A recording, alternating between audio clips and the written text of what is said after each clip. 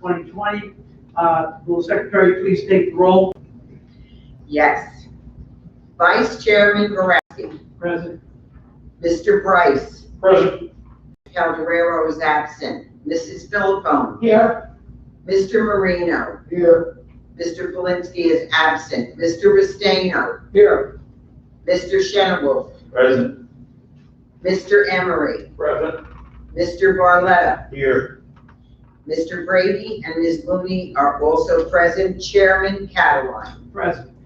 Please stand for the flag salute. I pledge allegiance to the flag of the United States of America and to the republic for which it stands, one nation, under God, indivisible, with liberty and justice for all. Thank you. Well, I want to thank everyone, first of all, for coming this evening. I know we've had a rough couple months. I did think it was time that we did get together, and, so we're all on the same page. If there's anything new that had transpired in the last couple months, would be kept abreast of all of that. So, and I think from this point forward, I think there's a case next month. So, that's the direction we're heading. New business, there's been a change. Should I do the public announcement? Oh, I'm sorry. Go ahead. This is the Borough of Lavallette Planning Board meeting of July 22nd, 2020. Adequate notice of this meeting has been given as required by Chapter 231, Public Law 1975, commonly known as the Sunshine Law. The date, time, and place of this meeting was posted on the bulletin board located in the Planning Board office in Borough Hall at 1306 Grand Central Avenue, was filed with the Borough Clerk, and supplied to the Ocean Star and the Asbury Park Press, the official borough newspapers. This is a judicial proceeding. Any questions or comments must be limited to issues that are relevant to what the board may legally consider in reaching a decision, and decorum appropriate to a judicial hearing must be maintained at all times. Thank you. We have, under new business, a review of the change of ordinance. Joanne, would you like to speak to that? Or, I think I can. Bryce, Mr. Bryce can also. It has come to our attention that we have sort of a language differential in our ordinance books concerning properties that are two legal compliant lots that were joined together by the same owner for whatever purpose in the past. And some of the sales that have taken place, there's an attempt to subdivide those now into two separate lots as they had been in the past. On every street in Lavallette, including West Point Island, our ordinance specifically allows those subdivisions to take place without planning board as long as all the conformity is in order. The oceanfront lots, the ordinance concerning that, does not specify that Ocean Avenue, the boardwalk, is actually a street. So in one place where it says the street front and then on the ocean, it doesn't say anything about a street.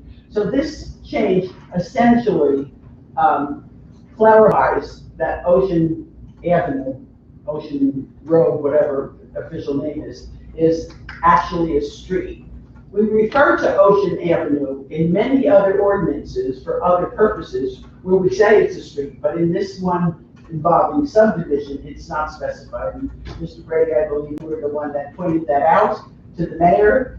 We do have two situations of sales up on the ocean front that are attempting to do exactly this. One is one family home that spans two lots.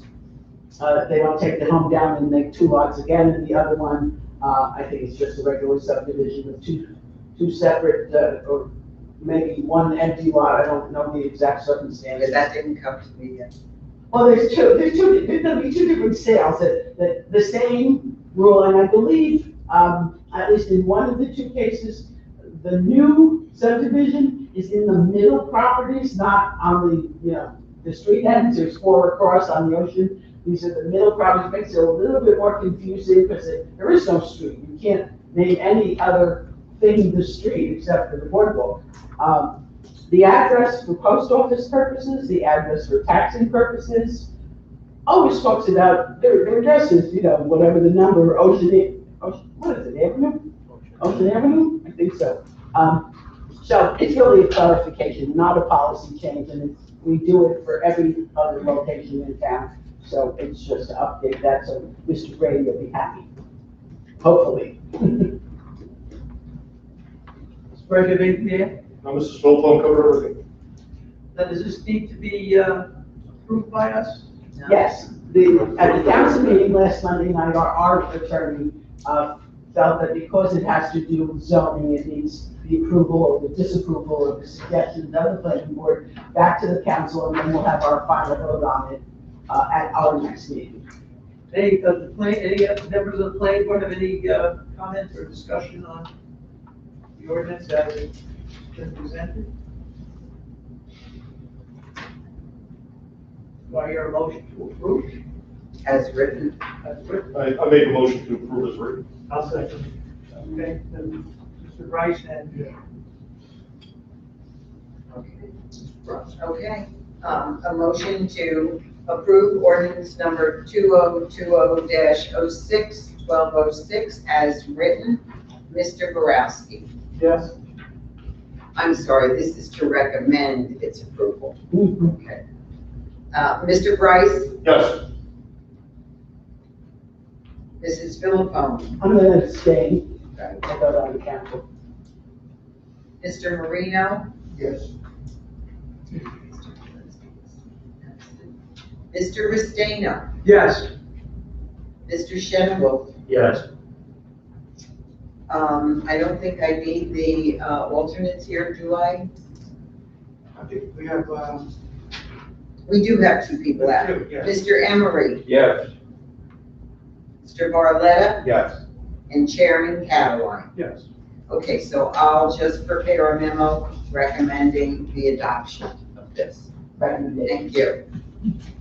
All right, there are no public hearings this evening or resolutions to be memorialized, nor adoption of any minutes. It's been a while. All right. Joyce, you want to just review the correspondence? Sure. I have the letters here just in case anyone has any questions on them. Coastal Environment Consulting, providing legal notification of the CAFRA permit, and this is for dune maintenance on the ocean front. The other is a letter from Coastal Environment Consulting, providing legal notification CAFRA permit for dune maintenance on the ocean front and Bayfront Beach. And another letter from the DEP providing legal notification that an application for a coastal general permit is being submitted for the development of 2 single-family homes and accessory structures at 300 Ocean Front. Questions? As we move along, Mr. Price, you want to, and first of all, this is sort of a catch-up meeting. Is there anything, you want to just kind of keep us up to date on anything that may have come your way over the last couple of months, and especially where we stand with the Verizon issue? So in regards to Verizon, I would expect that we will probably be hearing from them by the end of the year with a new set of applications. I had a phone conversation with them last week, and that's what I think they're going to be. They have some new personnel assigned to our case, or we call it that, or our project, and I think they're going to reevaluate the recommendations that we made and the reasons why we denied it. And I think they're probably going to reapply based upon our new ordinance and then the information that we provided on why they weren't in compliance with those ordinances. So I would say probably by the end of the year, we may be seeing from them again. Is it your feeling that the locations will remain the same or pretty close to where they were suggested? I think they're going to be pretty close to where they were suggested.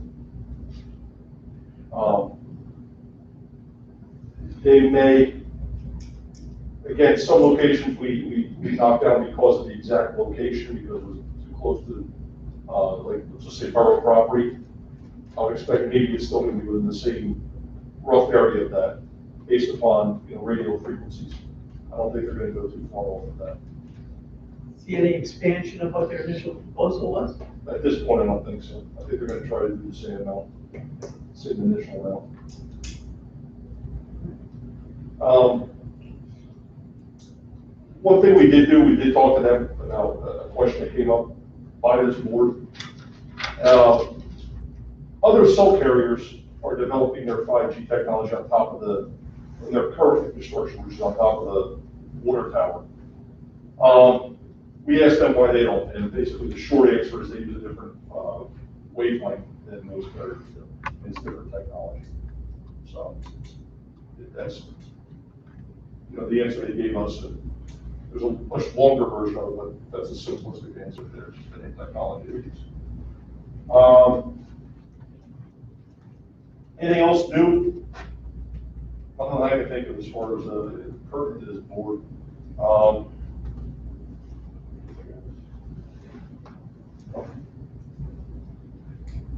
I could barely remember. Yeah. Like you're like half brain dead, you're doing nothing. So, can I just make one comment about Verizon, because from what Mr. Bryce told me shortly after the phone call, so everything was fresh. What the council did when those applications came to us, regardless of if the planning board approved or disapproved, we tore them apart specifically on every little picayune thing that we can find, including, and I can only remember one specific example right now. They were supposed to put a pole, I believe the address was 145 Princeton, but the actual pole wasn't at 145 Princeton at all. It was across the street or down the street or up the street, or slightly. It's actually a big boulevard for us. Yeah, and so we said, how can we approve something when we don't even know where you want to put it? You said you're going to put it here, but it's not here, it's there. We don't know where there is. And then other places, and I think we talked about it here, the planning board, 75 some street, New York Avenue, which is in the middle of Route 35 North.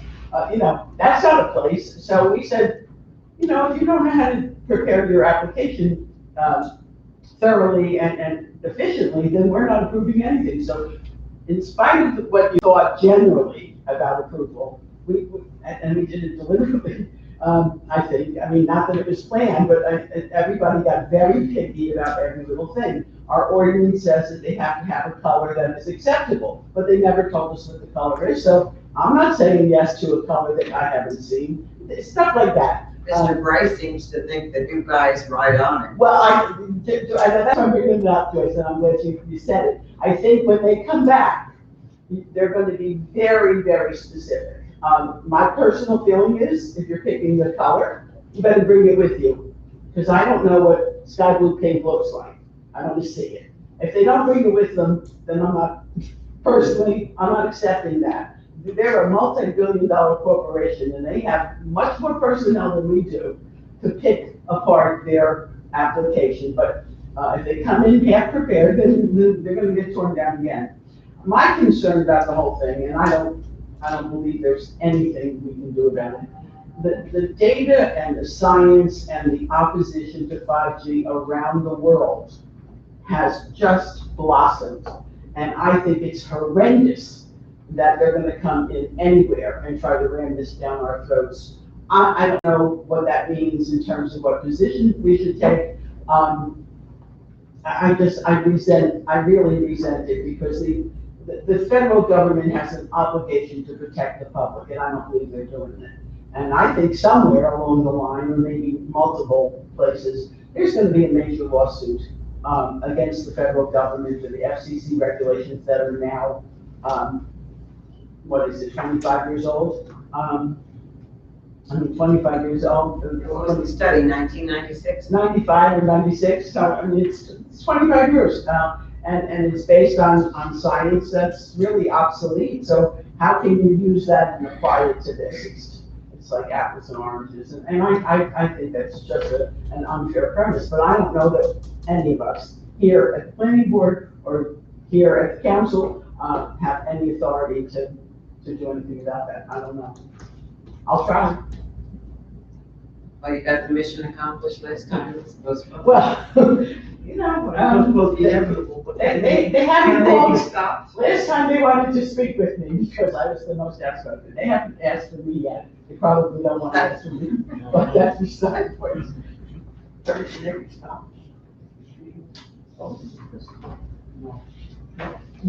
There are towns that have absolutely refused, absolutely said no. I don't know that they've got to the application, point, and I'm looking for that they had an ordinance. They just said no. So maybe they're willing to go into a lawsuit. We have an ordinance that makes it difficult, probably more difficult than any other community, or as difficult as any other community. But I don't know that that matters. You're not speaking, Mr. Brady. Well, the issue always becomes, does federal law trump local ordinance? And that's the issue, and federal law does. Well, I think the other issue is how much do you want to spend on a lawsuit? Right, well, that's just And different. the federal government has a lot more money than us, and that's the risk we take if you really want to fight them. While I'm talking, just one other point, and I think most of us have probably seen it on Facebook, that whole incident, the whole case on West Point Island with the 350-foot yacht that makes a left-hand turn Newspaper. out in the bay, that's still ongoing, and I don't know what that decision's gonna be. Is that a lawsuit? Yes, the household next door entered it, submitted it. I've heard two sides to the story. One is that they can't win the case because the DEP actually approved that. But the second part, and I don't know if it's true or not, that when that dock was constructed, it was constructed incorrectly. It should have gone 300 and whatever feet out straight, and along the way, maybe 250 feet, it sort of makes a little bit of a hook toward the west. And in that hook, like this is my dock, and this is this dock, and it goes like this. So it actually crosses over where my boat should go straight out. I have to go out a little bit and then make the same angle. That's the gripe of the household next door. We, and Len Cavalera was not here, and Joyce would credit him. We got lights at the end of those big docks because of the push that was put on through the planning board, but really through Len and Joyce who did the work, not me. There's several other, I think there's 2 other docks that we got notice of prior to tonight, that are pretty long. I don't know if they're 300, but they're pretty long too. I have a question.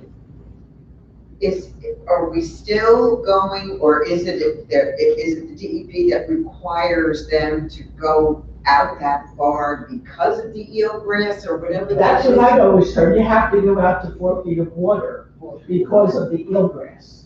Well, we barely have 4 feet of water anyway. There's only 4 feet of water out there. Yeah, no, the channel's probably 4.5 feet. Sometimes it's not even that. And one thing I'm gonna say, and I don't know if you're aware, who did the dredging, the state? DOT. The DEP came in and they supposedly dredged the channels, and then they were supposed to do under the West Point Island Bridge, and they were gonna make everything perfect. Well, I'm not a boater, but the mayor has a boat. So the mayor, after they finished this dredging thing, went out and he doesn't think they did anything. He doesn't see a difference anywhere. They definitely didn't do the West Point Island Bridge. But they have the stupidest rules. You could dredge through May. No, you had to stop in April, then you could do it just for the month of June. Then you had to stop and you can't dredge again until, I think it's September, but don't quote my dates for that, Like, you have to stop because this kind of fish is spawning, and then you'd start again, but then you have to stop because, the crabs are shedding their shells or whatever. It's all ecological, and from that point of view, it makes sense, but that's like telling me that you gotta turn your oven off because it's 5 o'clock, but you can turn it back on at 5:15, and then at 5:30, you have to lower the temperature, and at 6 o'clock, you gotta raise it. I mean, you never cook anything properly, and that's exactly. So the council, I believe, Mr. Price probably, then complain to the DEP, we already have. We already have in, we also made inquiry because we don't know how much material they took out on our permit. We had the permit, to do the dredging under the West Point Island Bridge. We had Take to out a know- certain amount of sand. Yeah, we have to know how much they've taken, so that now we go out and get a contractor to finish the job, and we can determine how much they. Well, according to the man, they didn't take anything. That's the whole point. They were supposed to take the So we'll sand. start over again. Yeah, they were supposed to take the sand and fill some hole that's out in the bay that was created whenever. And then the excess sand, if there wasn't, we were gonna sell back to them, and then they didn't want it, so we got permission, I think, to put it on our bay beaches. You know, we put the new bulkhead where the boat ramp is. It came out beautiful, but the boat ramp is falling down, but there's no point in doing the boat ramp if the sand is already up on the beach. I mean, where are you gonna launch your boat into the sandbox? So that was all supposed to be dredged in the West Point Island, and we even talked about building out, some kind of a revetment under the water with natural materials, so that you would block the sand from flowing back into the West Point Island Bridge every year. We're ready to do stuff, but that's my phone entertaining you to the evening. Well, that channel going in front of West Point Island is it's absolutely terrible. I've Yeah. been through there a few times with my own boat. And, depending on, the tide and everything, I've had some issues. So it was supposed to be a four-phase project, we were doing it, and the first phase being the bulkhead.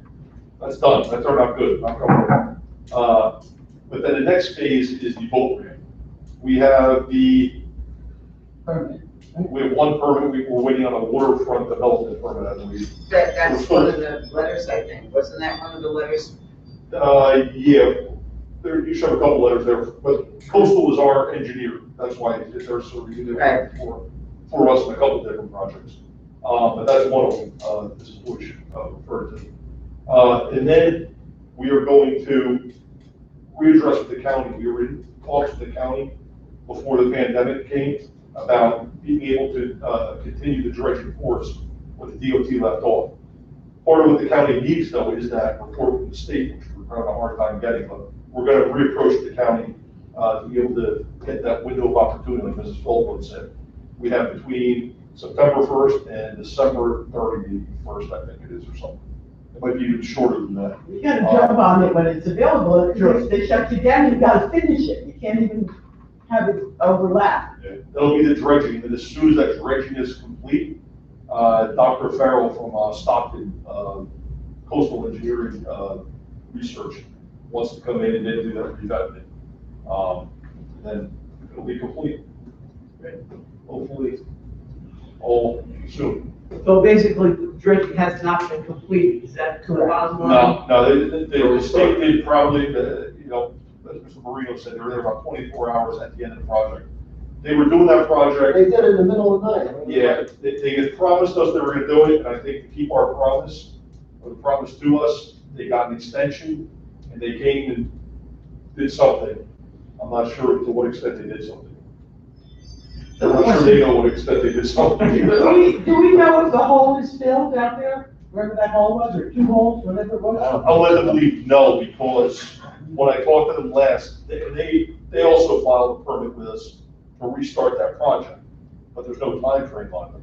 We got noticed probably 3 months ago, right? Did you get notice or not? Well, the county got noticed. May, I think. Yeah, a couple months ago, we got noticed on their intent to restart that.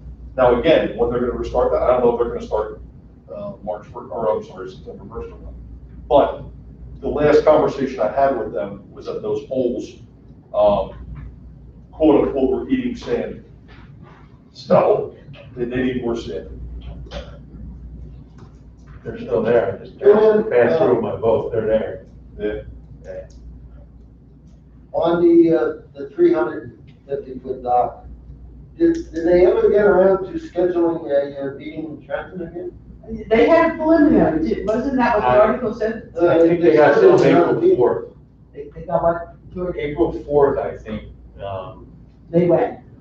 I'm sorry, August 4th. August 4th is the continuous. It was supposed to be back in March, It's been postponed a million but it got times. canceled when all this. I mean, there was, Yeah, they didn't have a quorum or something. I don't know if you saw the article with the actual. I did see it. They had Joe Pesci actually Yeah. That'd pull a lot of weight. Well, he's got money, and he has a, Obviously, Full of some of lawyers. the people that are entering the lawsuit and the people that put the 400-foot dock in, I mean, there's a lot of money involved with that. You have to say that, so I'm sure this is a costly process Yeah. for all of them. isn't there something about you can't get too close to the channel? I'm sure there is, I'm sure there's some. Maybe that's the reason why they regulations. angled the other way, because But they went out straight. that's and like they hit the telling me channel. that I could extend my driveway past your house, next door. I mean, But I know the channel isn't that far out, because I used to look right there. well, you know, because you were here, we have opposed the length of those docks, that one and every other one that's like that. Going back to the storms. But they don't listen to us. Who are we? They're gonna do what they want for their purposes, and there's no fighting them, it seems. It'll be very interesting to see if the Hazard family, which is the one entering the suit, if they win their point. And if they do, I mean, I don't know the other owner's name, but if they do, I would think that as the homeowner that put in the 350-foot dock, I would sue the state, who made me do that at my expense. So if you're gonna make me take it down because my neighbor sued and. They got approval, they got CAFR approval. I understand, but now it's overturned. As the homeowner with that long dock, I didn't want to pay for it. You made me put it up, I paid for it, now you take it down because I'm not spending any more money. So I think we should all live so long. That's To find the problem. out, to find out the end It result. continues with West Point Island because West Point Island has a lot on Funston at the end there. As the people on each side get that long dock, it's gonna converge and that lot will have no water access or the views will be blocked. So as West Point Island, we're gonna attend that meeting for that reason. It's just gonna keep getting worse. Because it's curved, it's all curved right there, I think so. what's gonna happen, sooner or later, somebody's gonna get killed on that dock. Yeah. And a kid or a jet ski or, so there's gonna be a major accident, and that will only bring, that's the only kind of thing that's gonna bring attention to the state that maybe they made a mistake. Maybe this is not necessary. I believe the eelgrass would, spread where it's able to spread. If you give it room, it's gonna grow where there's room. If you don't give it room, it's gonna grow where it grows. I don't know. Environmental issues are, big time. Yeah. That's all I know about that. What about the work that's being done over there on Bay Boulevard? Oh, jeez. Oh, Like Anita, we call it. I mean, are we gonna get any relief for the flooding over there or Let what? Mr. Bryson explain. So it's a county project. President, president? Yeah. Yeah, it's a county project. It was designed to alleviate the flooding in that intersection. I don't want to say I was pessimistic from the get-go, but Mrs. Phillips knows I was always inquisitive as to how that was exactly going to work and how it was actually going to succeed. So what happens is they did the project. Earl Asphalt is the general contractor, and Kremer was the subcontractor, did the marine side of it. They complete all the marine work, they complete the land side work by Earl. As you know, a couple weeks ago, they're getting ready to finish out the project, and then we had that many incidents of flooding. The way it started was at a high tide, it came in. And when the high tide went down, the water didn't go down. The rain came in during the slack tide, and it increased. The high tide came back in again, it increased. The high tide went out again, it increased. So it was actually increasing at low tide. So what happened is there was, all those properties were flooded in that area, all the way to Bay Cafe, all of the front doors of those properties, people weren't able to put their cars on President all the way up to 35 south. So we contacted the county immediately, the county came down, they did a good job, I'm very happy with the way the county addressed it, they threw a lot of resources at it. Got a large capacity trash pump there quickly on that trailer, and we're able to clear the area out. What we learned was a couple things at that point. As soon as you clear it out, it was coming back up through the grates at low tide. That was number one. The next thing was, as you pumped it, there was another set of flooding down by McGee. So it flooded all the way up to Bay Cafe, then it was dry around the park and the tennis courts. Then down by McGee, it actually started to flood again. When they were pumping that area down there by President, it was alleviating the flooding at McGee. So it clearly showed that that pipe is clear. It's not anything in the county pipe. The county came in, they cleaned all their pipe systems on Bay Avenue. They cambered it to look for obstructions. The only place they're finding anything is going out to that outfall pipe. It's presumed at this point there's either a problem with the flapper valve, or the flapper valve was improperly installed. Yeah.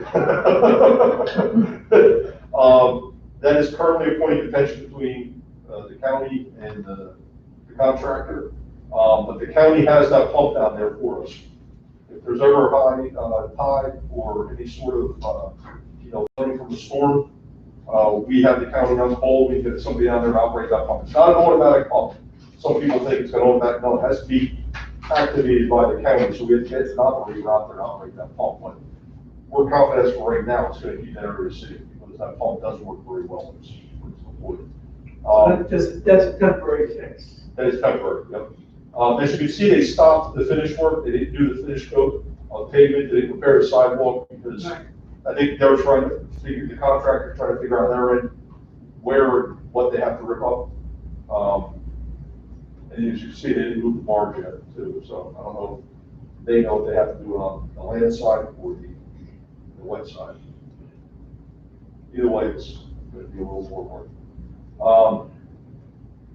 We do have some people that the mooring slips there that have been inconvenienced by it, so we're probably just going to have to work something out with those people because they're probably going to lose most of the season on them. Have they all been taken up? We increased The new ones? Yeah, the new ones, they're all taken up. Yeah, we increased the numbers over the winter. And we have quite a healthy waiting list. Yeah, that fills up all the time.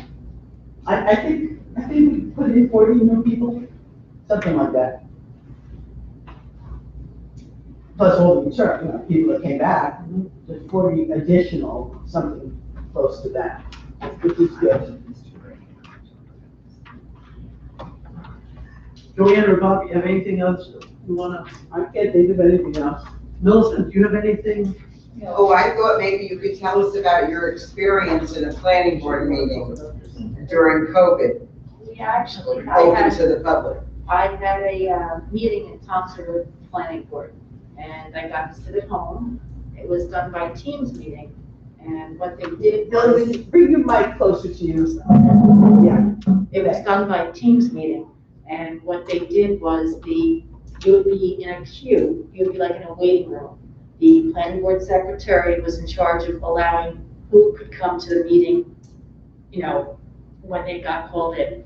The planning board members were all up on the screen. They were already in the room for each of the applications. So it was an electronic meeting, not an in-person meeting. That's correct.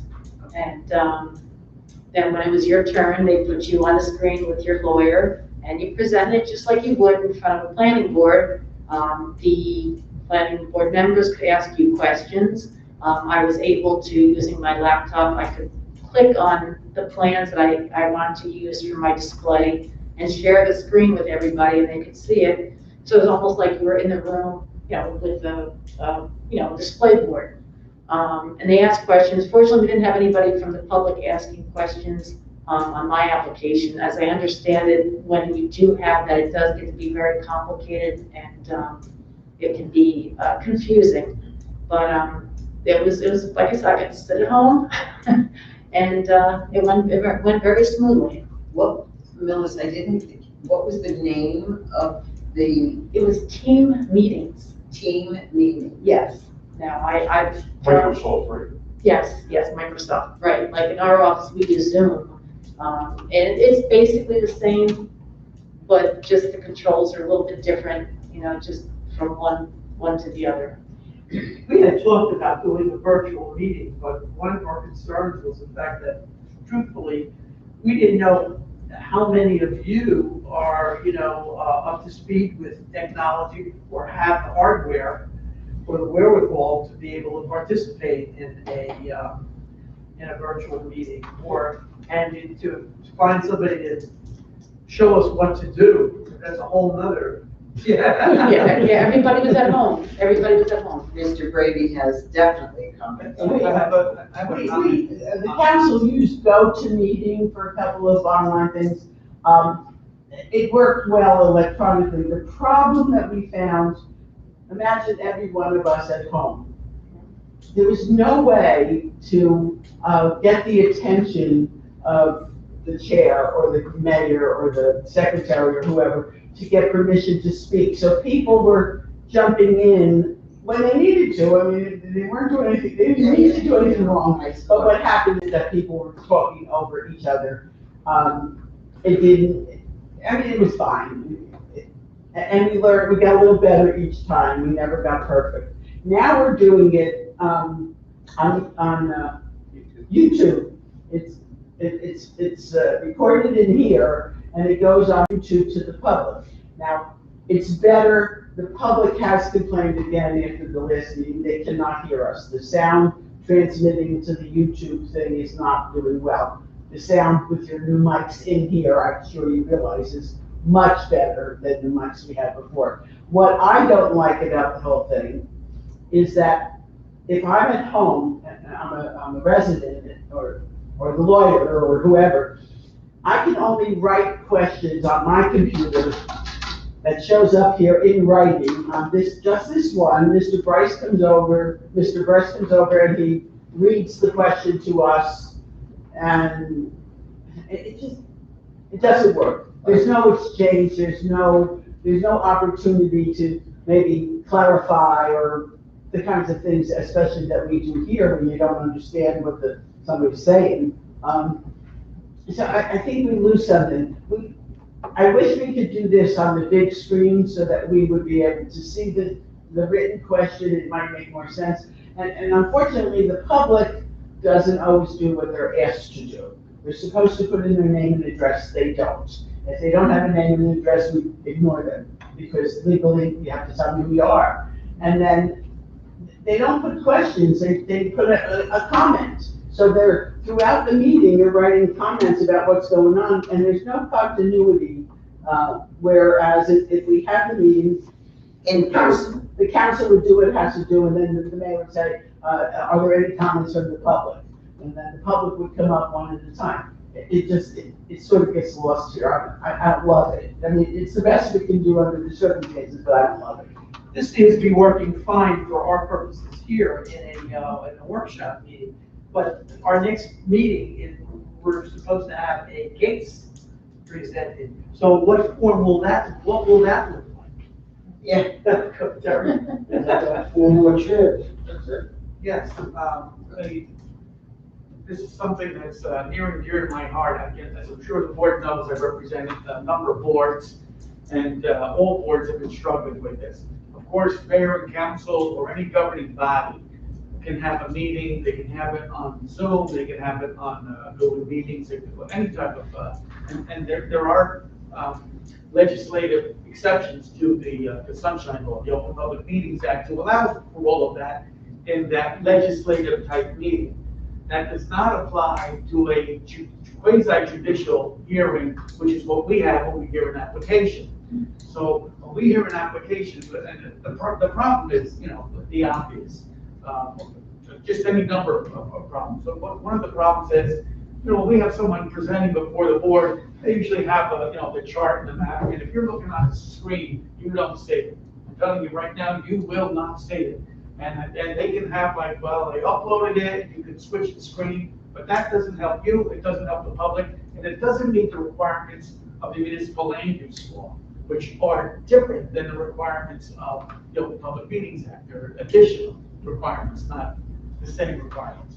So my point simply is, since the governor's executive order allows 25% occupancy, we're nowhere near 20, we're probably about 2% occupancy right now.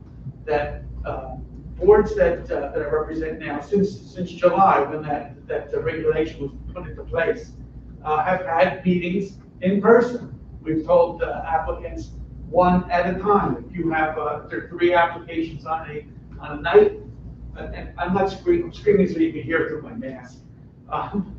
But if you have 3 applications on a night, application number 1 comes in, then they leave, application number 2 comes in, they leave, application number 3 comes in, and then they leave. And this way, the public who might be interested in a particular application comes with the applicant, so it's taken care of that way. It's never more than anywhere near 25% or 100 people, which is allowed on indoors. It's something that I strongly recommend against doing an application on video, because the number one issue is that our hearings have to be open to the public for public comment and question and objection. And the law does not allow us to limit those who can object, or only those who have access to computer equipment. Yeah. You have the right to be here, in person, look at the maps, and voice your objection. The other problem is that the application has to be on file, available for public inspection with the board secretary 10 days in advance. So the board secretary's office has to be open. If it's not open, we're not complying with the municipal land use law. So that's another issue. So if we're not in a position where we're able to hear it here in person, and what all boards have done, I guess we haven't had too many applications, have we? But We will have all, one. all other boards have done is simply tell applicants, sorry, we're not having the applicant, not until we postponed applications from March into July. And that's just gonna have to be what the story is, unless board members feel, as I do, that we can most definitely comment. When you think about the number of people who ever show up here for an application, we never have anything so controversial where we're filling up the room with more than 25% of the number of chairs that are here. So I would suggest that would be the way to go. It was my understanding, and I think it was Mr. Brady who sent me the information.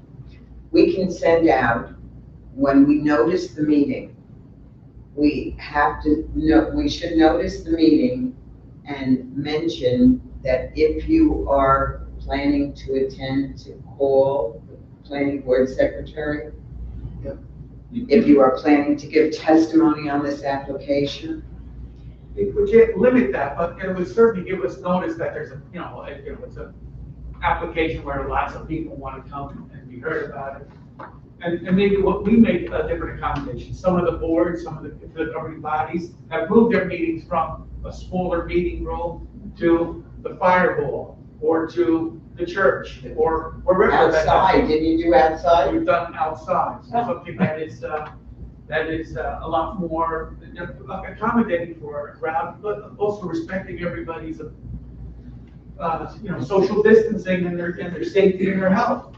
So, but I guess my point is that we've come, I think, far enough along in this COVID world that I would recommend that we have meetings and have it here and have it, the way, again, doing as what we're doing tonight, trying to stay pulled apart, maybe a slightly different configuration, but. Well, the only other suggestion was in, our tax assessor who gave us that suggestion today, to keep these doors open and have people who want to come in to hear it enter while the hearing is happening, and not have anyone who's from the outside of the public stay out there. They won't be able to hear from there, will they? Well, we'd have to make that arrangement. What I suggest, if you look at how we're configured tonight, all these tables, and we're missing 2 people, so we need another big table for 2, besides what we already have. They should all come in front of the dais, facing me, as if it's the second level of a dais. Uh-huh. And you have 1, 2, 3, even if you take this table, which you before, and Craig could move to this little desk instead. And we would all fit. We wouldn't necessarily all have microphones, but if there's one per table, they're It should good. be significant, They're yeah. good. And then you could set up some chairs, groups of 2, maybe, 2 chairs together, 6 feet apart from 2 chairs. Like where these tables are right now, I think we'll be fine. They can sit up against the wall, you know. Yeah, we can do that. It can be Is done. it 6 feet, even if you wear a mask? You don't need a mask if you're 6 feet apart. Less, You don't need a mask if you're 6 feet apart. so if you wear a mask, The requirement is you could sit that when you can't social Everybody else distance, there. you should have a where we mask. always did. I personally cannot breathe through that mask for any length of time, and it just, so I'm fine here all by myself without my mask. My mask is right here, when we get up to go out, I can wear it to walk to my car. I wear it in the store, I wear it whenever it's really The required. only obstacle we have is, will we be open by the time next meeting, which is August the 26th, I think? I don't know, it's my interpretation, and I know there are some towns open, but me and Mr. George were just talking about this today. It's our interpretation still that we should be closed in the municipal offices. We're not closed, we're semi-open, if you would. We're completely, someone can come in, they can get forms, they can have, telephone contact, they're able to pick up, drop off, things they have to do. So as far as closed, we're not closed, there are towns that are still, you can't get in the building. You can get our building, you can honestly do any function you have to do. What I was thinking of doing, asking Mr. Brady is, what if, since Mrs. Deutsch only has limited office hours each week anyway, she were to put any material for the hearing on the table outside the office area, permanently, position table outside there, put it out there for display during her business hours. Yes, It'll be it to be available for public inspection during normal business hours. So if that's what her normal business hours are, as long as they're available for public inspection, that works. Okay. Thank you. But would we have to let the public into the meeting if we met in here? Yeah, Goes back to Mr. Brady's. I'd say yes. yeah. Yeah, you would have to let the public into this room for the actual meeting. Absolutely. For the public hearing on Does the that go application. against our, if that's That's what I'm something? saying, should we that just the building's postpone? closed? The building's closed for the council, but it's not closed for the planning board? Personally, I think the building should open. I think it's, Well, I'm just saying, my reason for that question, Mr. Bryce, and I think Mr. Brady understands, is I can postpone. We have the right to postpone this hearing that will probably be scheduled for next month until such time as we are open for business, so to speak. But I don't know when that's gonna be. Joyce, is it a complicated case? No. It's an easy case? Well, I mean, it's not really whacked out. I mean, some of them are whacked out. It's a little out there, but, Okay. You don't have to share, that's all right. So what you're saying, Joanne, is to put, I don't think- have us Unique. sitting. it's unique. Very unique, yes. It's a unique case. Makes sense. Put the table over there. No, I think the second tier is a great idea. I'm just saying, if the building is not I agree. open, then do we meet? Because then we're opening it for this meeting and not for, Well, a lot can happen between now and the end of August. What's the date in August? August 26th. I don't see it. A lot can happen. Well, council meets here, right? Yeah, but the public doesn't come in. Or- I mean, I'm only saying because once Millis and Mr. Brady have had an opportunity to look over this case and say, yes, you can schedule it for a hearing. Do I schedule it for a hearing in August or September? And Millis might declare that the application is incomplete. She may. There's a possibility. The running of the time doesn't begin. We have, we have at least 45 days from being deemed complete. That's been extended, correct? Oh, I just wanted to mention, that's one of the other things I want to mention, is that, there's a, remember, we had a Permit Extension Act that happened back in the, was it early? 87? 90, no, not, 2007. 2007, it was 2007, because the market conditions were terrible, so they extended all permits during a period of time.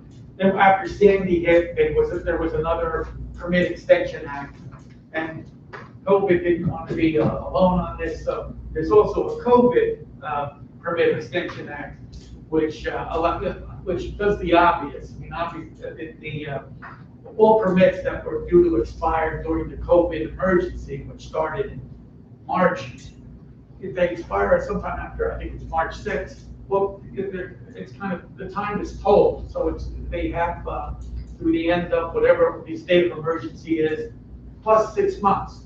So, which was the same thing that we got with the Sandy extension. So, that'll help those who have approvals, but can't finish them up because government is slowed down. It also will give us the limitation for court decisions as it's been extended to at least 60 days, and sometimes some applications 120 days. But it gives us a little more time for the board to have the hearings. We're not limited to just 45 days. It's at least 60 days. So that'll help the situation as well on this application or any application. So we're not under the gun to say, well, we have to decide tonight what's going to happen on August 26th. Who knows what's going to happen by August 26th? A lot can change. A lot changed in the last month. A lot of probably change in the next month as well. So I'll revisit this question, when we get technical approval. I Okay. think we have to wait until our experts. I don't know. What happens is after I get technical approval, I usually just schedule it for the next Well, meeting. before you schedule, we'll coordinate. Good. If I can, just go ahead. I just have one or two other things I wanted to mention to board members. Number one is that the classes, if any board member needs to go to the classes for, the records classes for board members, we're supposed to get that done. I think it's in 18 months of being appointed. And of course, Rutgers hasn't had that course since January. I don't know, whatever the heck it was. I don't think any of us needed it. None of us need it. No. Did you take it, George? Yeah. But I'm just mentioning, that's something to keep in mind, that has also been extended. But for all board, I mean, this gosh, it's been a very long time since we've heard an application. I would simply suggest, one of the things that I do before meetings is I read through that helpful hints sheet that all the applicants get. It'd be helpful maybe to just put that with their packages, whenever the board members pick up a package, throw an extra copy, the helpful hints. It's just to kind of refresh your recollection as to what it is that what the standards are that the board is applying to applications. Hopefully that'll help out. Of course, anybody has any questions, feel free to email me. I'll get back to you with something a little more concrete, but just to kind of refresh yourself a little bit, that might be an idea. I know some of the other boards that I represent have been doing that to try, because again, nobody's heard an application since the beginning of March. And I do want to, it's great to see everybody, and I want to thank everybody for wearing masks, because this way we're all going to be safe and healthy.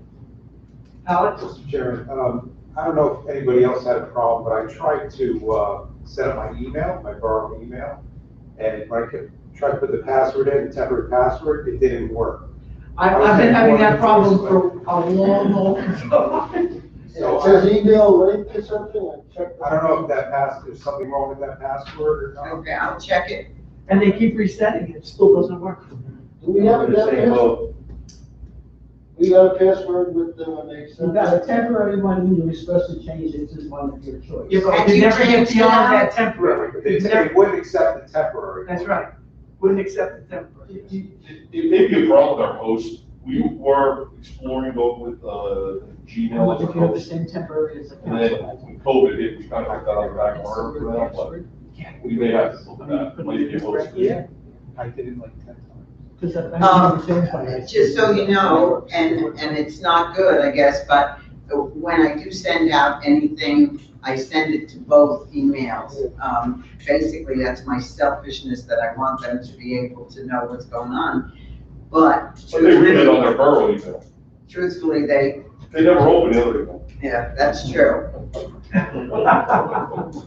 I delete that immediately. Yeah, we have to I'll get to the bottom of this if I can. Can I get to the bottom of this, Bob? Would Matt I'll know? talk about that tomorrow. Nah. Yeah. It's not. But I really got an email from him, and he reset the password and all that, and I still can't get beyond the temporary password. Are Okay, you putting Joanne said it. I know how to put it in. I think it's password, the word password, Joanne just said that. I think that's what it was, but it wasn't accepting it. And okay. I did it like 15 times. Yeah, Mr. Cataline, it's a couple of months already that, It works on my phone, it does work. I'll try mine tonight. Glad I'm not alone. Yeah. thank you. I thought Joy sent it to my Yahoo email. I wouldn't have gotten it. You shouldn't put it on your own personal email. It makes your whole computer subpoena a goal. No, they deleted. Mr. Borowski, as the vice chairman, do you have anything you would like to add? Not tonight. Not tonight? Okay. Melissa, do you have anything? No. Any other members have anything? Yes. I've got one thing, it doesn't directly involve the planning board, but I started a job with the census in February as a supervisor, and now I am manager of Zone 2, which runs from it. Island State Park to Asbury Park, and a big hunk of Tom River and Brick. And the census is moving along. I have 261 enumerators starting training next Monday. And the operation's gonna kick off. This is the big part of the operation where they go out and visit every house that didn't respond. And obviously, there's gonna be a lot around here because there aren't people that live there on April 1st. But the government knows what the housing unit is, it has to be visited. And When is that starting? we don't have a start date for sure, but I'm gonna guess by mid-August. So how difficult is that gonna be as far as what's going on with COVID for them to pay house visits? They're gonna have to do it. Wow. Every enumerator will have a cell phone. We're given a census cell phone, and they'll be entering the data right on the cell phone. It's the first time the census has been done electronically. It's amazing, the operation.